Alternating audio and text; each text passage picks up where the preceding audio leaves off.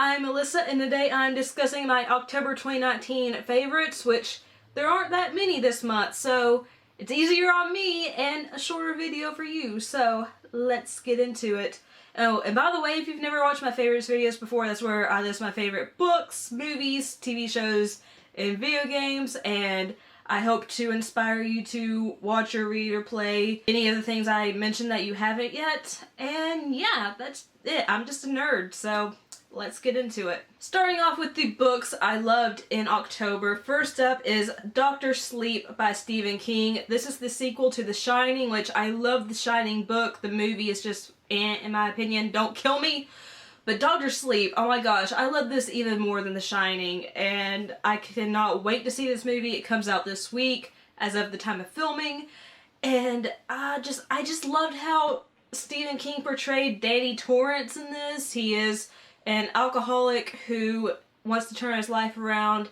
He moves to another town, and he soon meets a girl that has shining powers of her own, but the thing is, she is way stronger than him, and there's this, I wouldn't say they're a cult, but they're a group called the True Knot that are hunting her down because they want to steal her, is it called Steam? I think it's called Steam.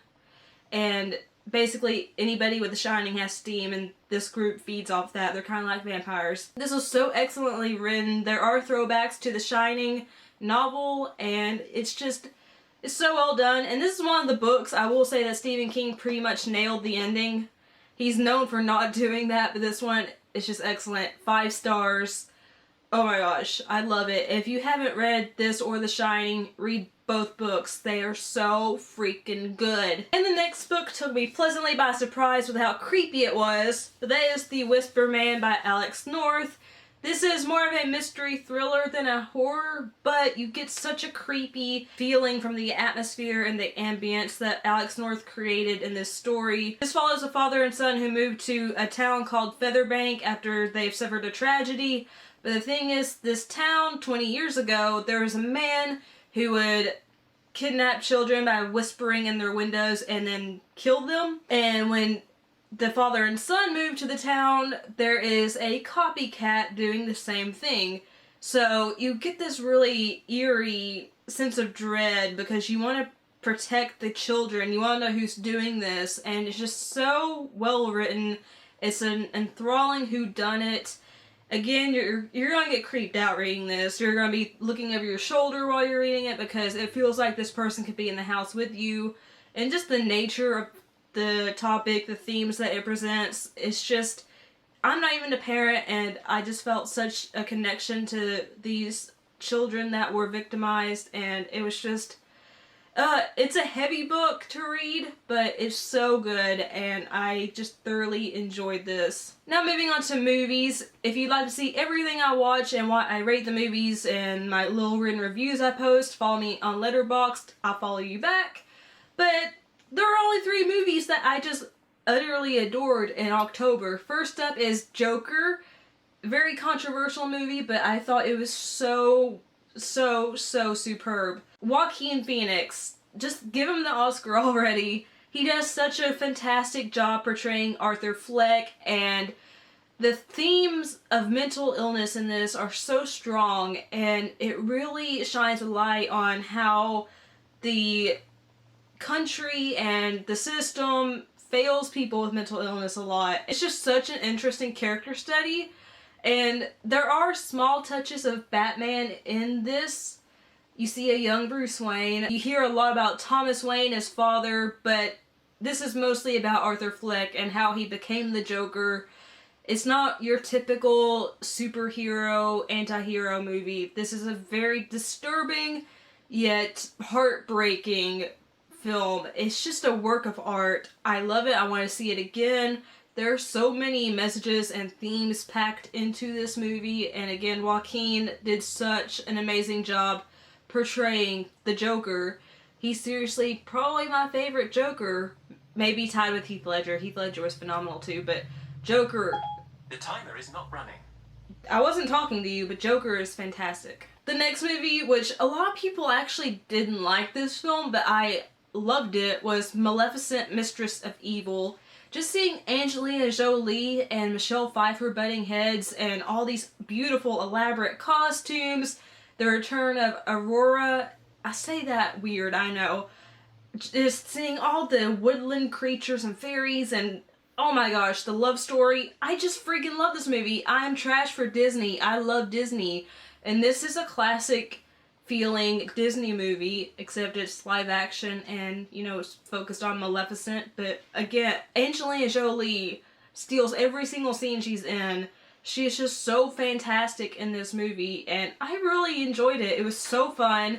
It was actually very emotional at points. There were very prescient topics that were discussed in the film, and it was just really entertaining. And you know, if you loved the first Maleficent, if you love the Sleeping Beauty story, you're going to probably love Maleficent, Mistress of Evil. The final film is The Wicker Man, the 1973 version, not the one with Nicolas Cage.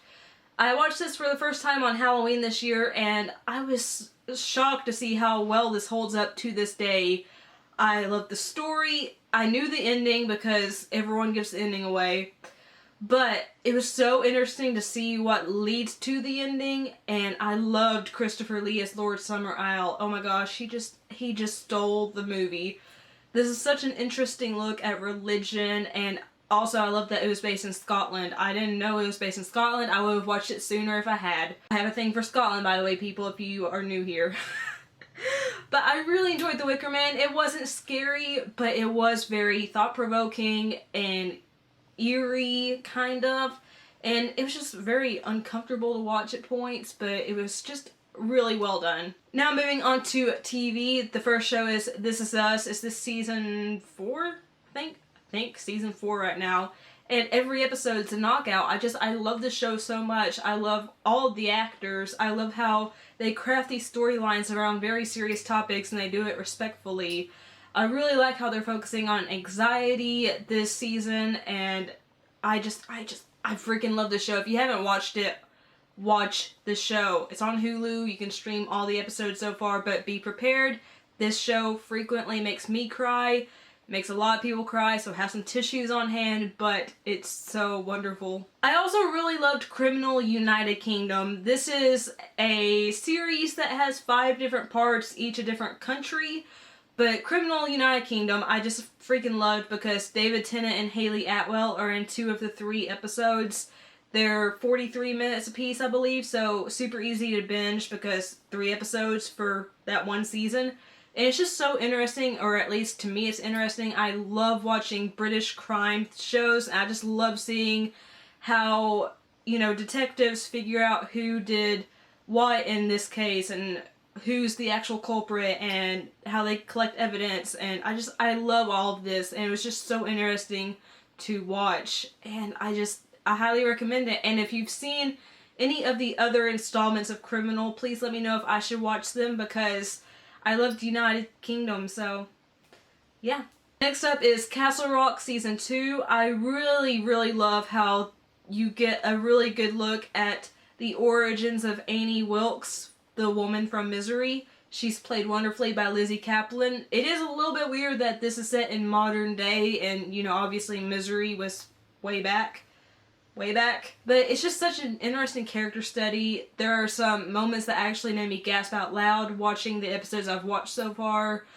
It's everything I could have wanted in a Stephen King adaptation, and I already think it's better than the first season, to be honest. So, Castle Rock, if you have Hulu and you love Stephen King, you love Misery especially, check out Season 2 because it's wonderful. And lastly, I am loving HBO's Watchmen. I have only watched the film version. I have not read the seminal comic book, but I need to because that graphic novel is so highly revered. But this is set after the events of the comic book, I believe. And yeah, there's a lot of mind effery going on, but the performances from Regina King, Tim Blake Nelson, Don Johnson, so many amazing actors and actresses are just so spot on, and it throws up so many thought-provoking topics and themes, and it's just so excellently shot and written, and it keeps me on the edge of my seat, and I'm loving it so far. Also, you do get to see a certain character return. So that's also really interesting. Also get to see his peen again. Dear Lord. Going to hell for that. And lastly, the game that I've been loving, I'm still playing it because it's huge, is The Outer Worlds. This is a game from Obsidian Entertainment, who created Fallout New Vegas and also created the original Fallout games, I believe. But The Outer Worlds is so much better than Fallout 4 was. I have not played Fallout 76, I'm not going to touch that. But The Outer Worlds is just so fun, and it feels like Firefly mashed up with Fallout, mashed up with Mass Effect. I'm just loving it. I'm here for it. I love the characters, the funny dialogue, I love the missions, the side quests keep distracting me from the main quest line. I love upgrading my character, which, by the way, this has a wonderful, exhaustive character creation system at the very beginning of the game, which you don't really see your character at all besides when you go to upgrade your character, but I mean, still, I probably took about 30 minutes creating my perfect character. It's so well done. There's so much love put into it. Yes, it does have a few issues, like there are way too many loading screens that last for way too long, but for the most part, this is an excellent open world RPG with sci-fi elements, and I'm just loving this. It's on Xbox Game Pass, so you can technically play it for $5 if you have that service, which I do, and it runs and looks great on Xbox. So, Outer Worlds, definitely check it out because it is phenomenal. And those are my October 2019 favorites. Let me know what you've loved in the past month down below in the comment box. If you liked the video, leave a like. Make sure to share the video if you liked it because it helps me out tremendously. If you're new here and you like what you've seen and heard, hit the subscribe button. Also tap the notification bell so you'll be alerted every time I upload a new video. If you'd like to follow me on social media sites, those are all linked below the video in the description box. I love you guys. Thank you so much for watching. Bye.